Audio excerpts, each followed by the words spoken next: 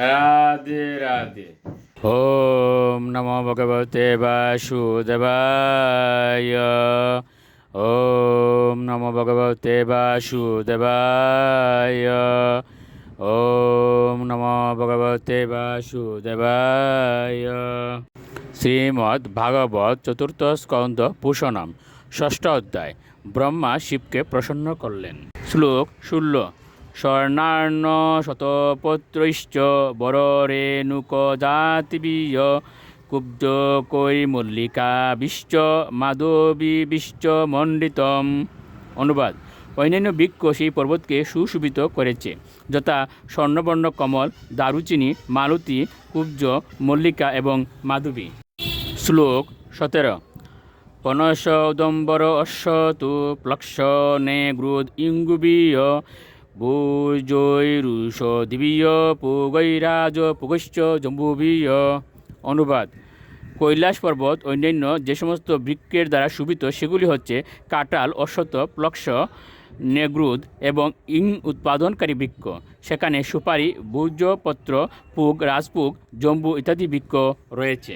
শ্লোক 18।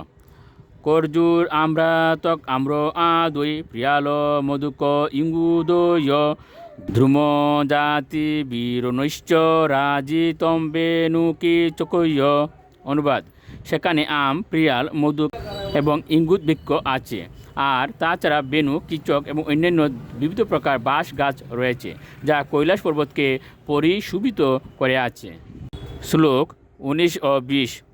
কুমুদ উৎপল্ল কলার শতপত্র বনহৃদ্দিবি নলিনী সুকলম কুজত কগবৃন্দ উপশোভিতম মৃগৈ শাখা মৃগৈ ক্রূরৈ মৃগেন্দ্রৈ ঋক্ষ শলকয় গবৈ সরবৈ ব্যগ্রৈ রুরুবীর মহিষাদিবি।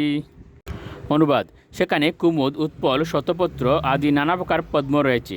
সেই বন সুশোভিত উদ্যানের মতো প্রতীত হয় এবং সেখানকার ছোট ছোট সরোবরগুলি বিভিন্ন প্রকার পাখির অতি মধুর কূজনে মুখরিত। সেই স্থানটি হরিণ, বানর, শূকর, সিংহ, ঋক্ষ, শলক, নীলগাই, বন্যগর্দভ, ব্যাঘ্র, রুরু, মহিষ ইত্যাদি নানা প্রকার পশুতে পূর্ণ। তারা সেখানে তাদের জীবন উপভোগ করে থাকে। রাধে রাধে।